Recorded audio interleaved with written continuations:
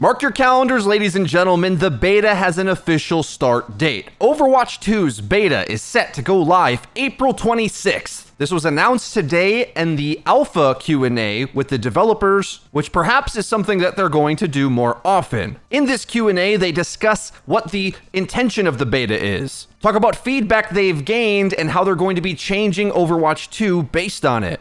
We get teasers to reworks of Doomfist and Orisa, and just like in the developer update, a healthy dose of apology coming from the developers. They know they messed up with Overwatch 1. Personally, I don't want to dwell on these things because we've talked about it so much that all I want to do is see them act and judge the work that they put forward, which step by step, I have to admit, they are doing. We've got a lot to break down. Let's get into it right after a quick message from today's video sponsor. Overwatch may have had a few hairy years, but on this channel, things have been smooth because today's video is sponsored by none other than Manscaped. So many of you have messaged me personally saying that you love your Manscaped product, so if you're one of the few who haven't hopped on board already, you're gonna wanna check out the Performance Package 4.0. It has everything you need from head to toe, and the star of the show is the Lawnmower 4.0. The built-in skin-safe technology is magical. It's an interior guard that makes it difficult to hurt yourself while shaving your sensitive areas. The Lawnmower 4.0 is feature complete with an LED light, and it's waterproof, so it's super easy to use in the shower. Crop Preserver for body odor protection after you shower, and Crop Reviver for a freshness pick-me-up during the day. The Weed Whacker nose and ear hair trimmer is a must-have, easy to use with the patented skin-safe technology. You don't want to have those old grandpa hairs sticking out of your nose and ear. Clean yourself up. Be sure to sign up for the Peak Hygiene Plan and get your favorite Manscaped products replenished straight to your door, hassle-free. And for a limited time, you'll get 2 free gifts. The Shed Travel Bag and the Manscaped Anti-Chafing Boxer Briefs feel so good, I bet you're going to want to order a few more. Pick yourselves up the entire Performance Package 4.0. Take our link in the description to head on over to manscaped.com and use our promo code OVERWATCH to get 20% off your entire order, free international shipping, and 2 free gifts. Blizzard might make some disgusting decisions, but at least we can take care of ourselves. Use our promo code OVERWATCH and get your 20% off. Click the link right now. Now in the Q&A, the first thing they discuss is the longer version of the reasons why they went into splitting the games, and all of it is stuff we've already said on this channel for years at this point, it feels like. Pretty obvious to see from a mile away. Now they're finally admitting it. Development got sucked out of Overwatch 1 to be put into the PvE. They're no longer doing that, and it's full steam ahead on the Overwatch 2.0 PvP. Now I want to highlight that there was something buried inside of the developer update, and as well brought up again in this Q&A. Uncle Aaron keeps saying that they're talking about adding a lot more content to the game than before, and not just a lot more than 0 from the drought,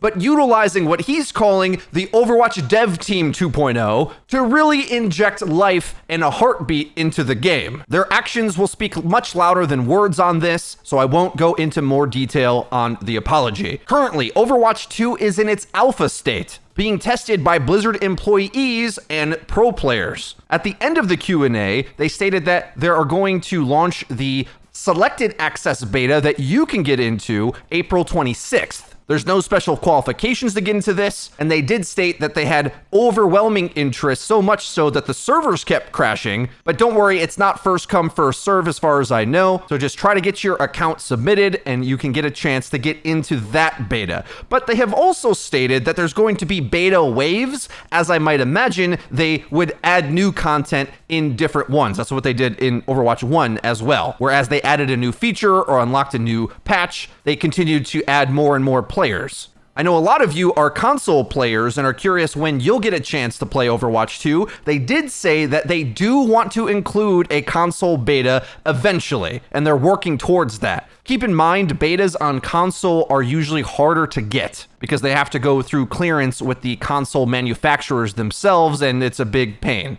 So while I wouldn't anticipate it to be available in the early stages of the upcoming betas, I think you will eventually get them before launch. Now, let's talk about the alpha itself, feedback that's been shared with the developers, and how they discuss how they're developing the game around it. It was a few years ago that we got introduced into the new character Sojourn, who we know is a railgun skill shot type DPS hero, and they stated while they figured she might be OP, with the pros playing her, she definitely was, and that's a character that they're looking to tune right away. With a lot of this stuff, they're talking about the alpha being the place that they're trying to iron out a lot of the major bugs. They joked about Winston not fitting into a doorway, for example, although that one was funny to them, and as well trying to just get the game in a more normal playable state by the time that there's a bigger group of players playing in the beta. Jeff Goodman stated that he wants to do big balance changes quickly, which, is important for lots of reasons, but we have to be a bit patient with this because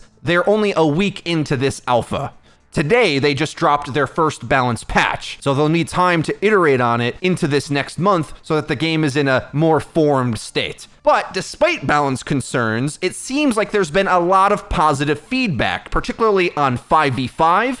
Aaron said that you get stuck at chokes less and there's more space to move around the map. However, supports are getting rolled, as you might imagine. There isn't two tanks in front of them to easily protect them or to dedicate one of them to peeling. So because of that, characters like Tracer, Genji, and Reaper are kind of running amok right now. So the devs say that they're taking that feedback from the alpha and are trying to preserve the things they like about 5v5, but balance out the performance of the roles a bit. And as well, if you think about it, if you assume a character like Sojourn is massively OP and can one-shot you, needs to be tuned back, well, maybe that's why supports are getting rolled. I had always wondered about this, if this is a playstyle distinction that players have to adapt to, or is it something core about Overwatch 2 so far, where, like in, let's say, Dota, support characters are extremely glass and very hard to play and very punishing. Regardless of all those things, it seems like the feedback is positive so far. But of course Blizzard would say that, right? Some other observations they've had from the alpha, the solo tank phenomenon. A lot of the community worried that only main tanks would feel playable in a 5v5 format. If you watched our channel, of course, that's not what we said. We said off tanks would definitely be the best, because if the game is about playing angles around cover, you need to play a shooter game. And if there's a lot of flanks inherent in the map, well then playing around a main tank just wouldn't work as well. And it seems like that was correctly predicted, where the developers say currently main tanks feel weak and off tanks like Zarya and Diva are the best. Remember, they had discussed the reworks to Zarya where she gets to bubble twice in a row, either herself or a teammate, getting up to charge, and well, you might be able to guess how that sounds like a pretty beefy tank. And I think just in general, from what we've already seen about the game publicly, is that if the game has a lot of extra flank routes, different high ground and cover, well, it's less about getting stuck at chokes, which Aaron already said was a benefit to the game, but if you don't have to progress through a choke, well, why do you need a barrier, right? Like, you're just gonna flank around cover anyway. So that seems to make sense. They talk more about the Doomfist rework, which thankfully we will find out more details on Doomfist, Orisa, the ping system, and everything as we go through the alpha a bit more. They're still ironing things out and want to finalize it before they show us their kit, but some general feedback so far on the alpha version is that Doomfist players are happy with the rework into tank, but he might be a bit too strong. They're not too clear on how much damage he does or what he's capable of doing, but he seems to be incredibly mobile, where he basically has a Winston leap, so that his initiation ability is incredible. And while we'll get more details on Doomfist's rework soon TM, before the beta launches, I assume, I think you can imagine if Doom has a chance to jump in, get extra health, and one-shot you still, but just as a tank, that sounds terrifying. And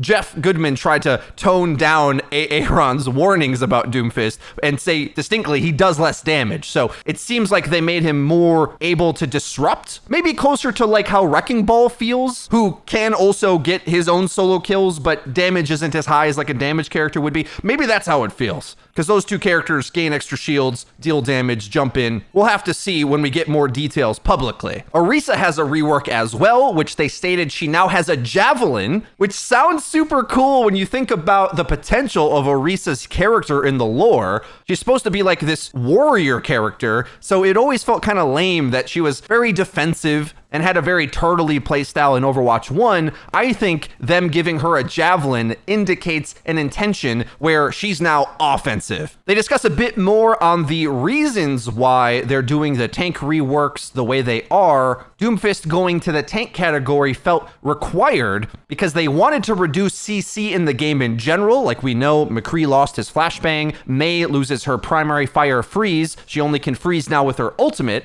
clearly indicating they're trying to get what they call hard crowd control, which like stun locking you, out of the mid fight of the game. Maybe it's okay if it's like an ultimate, like Mei. As Jeff Goodman said, Doomfist is almost entirely crowd control, so what do you do with him? Well, it sounds like moving him to the tank meant he can keep some of his stuns, but make him more mobile and tanky so it feels fair.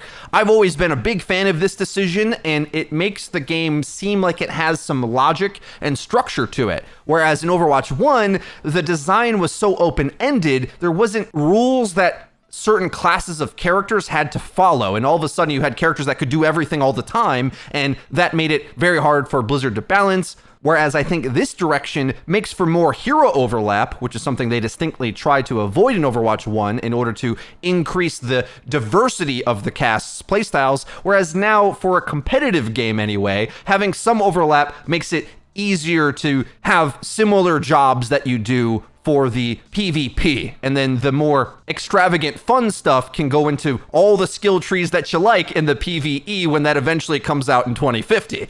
So while this makes a big benefit to the tank characters in 5v5 because they no longer feel like they're in a pinball machine getting hit by 6 stuns from the enemy. They're the ones who get to hold the stuns. I am the captain now. But the downside of that is flanker type characters are even stronger because there isn't stuns to stop them, which makes sense. Tracer, Genji, and Reaper reported are very good. But again, they're still figuring this out. Maybe supports get buffed to a level that they can defend themselves against them more easily, or the flankers get nerfed. Remember, again, the map design plays into a lot of this as well. There's a lot that they still have to develop with this, and I'm just going to temper expectations. When you get to play the beta, come April, do not expect it to be balanced. There's just no way. Because if they're still deciding this much about the foundation of the game, it might be a long time before we get a really diverse balance state with Overwatch 2.0. But I don't know about you guys, for me, I don't think diversity of the cast in terms of their competitiveness is more important than the playability of the base game. I'm fine if like half the roster are weaker than the other half, as long as it's fun to play the game every time, as opposed to the game's always kind of frustrating, but there's a lot of heroes involved, right? Like I think that timeline is worse. Now, obviously, having every hero be good and the game be fun is like some dream scenario people seem to think can happen, but I assure you, no game really does that. That doesn't happen in reality. There's a good life lesson for you in that there is never pure solutions, only trade-offs to everything. That's some life philosophy that will take you very far. But moving on, the next feature that they discussed is feedback for the ping system, which obviously would be a great thing for Overwatch with how fast and dynamic the game is. They said that there is a ping wheel that you can use in order to give direct callouts from your character, but also just the ping button itself is very context sensitive, which if you recall, the acknowledge button in Overwatch 1 worked that way. If you hit acknowledge while looking at the payload, you would say like push the payload. As Aaron Keller described it, it sounds like the ping system is a much more developed version of that, where you'll say something different depending on what you're pinging, who your hero is, where you are on the map. An example he gave is like you can't ping enemy players behind walls unless they are on recon from Hanzo's recon arrow or Widowmaker's ultimate. But then you can shake off a ping with something like Moira's Fade, where you'll lose track of where the character is rather than pinging them and being able to track them. They said they've got great feedback on the ping system so far and are looking to make it more responsive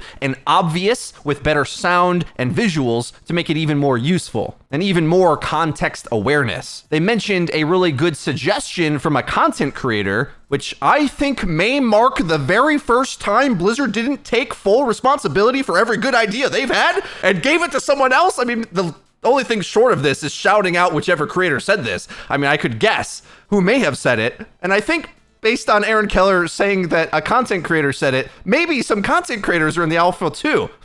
I wonder. This is the feedback they had received, that Maybe specific characters could have unique voice lines depending on, let's say, which support you are. Ana might be able to say get in line of sight, whereas Lucio could say group up on me, since their effects work differently. This all sounds like good news, guys. And even more so, I think continuous communication is the best thing we can get. I will admit the Q&A felt a little light, but that's the nature of speaking more often. You're not going to have fully impactful statements every single sentence. But don't worry, we'll be here at Your Overwatch to expedite the information and give you exactly what you need to stay up to date with the Overwatch 2 development process. And in order to do so, you'll want to click the bell icon to actually get notified when our videos go live. Link to the description is today's video sponsor, Manscaped. Be sure to use our promo code OVERWATCH to get 20% off your entire order and free international shipping and 2 free gifts. Overwatch is cleaning itself up this year. Why don't the rest of us? I look forward to covering any future communication Blizzard comes out with about Overwatch 2. It sounds like they're going to trickle out little bits of the update as we approach April 26th, the start date of the beta. We'll be here to cover it. That's been it for me. I've been Frito for Your Overwatch. I'll see you guys next time.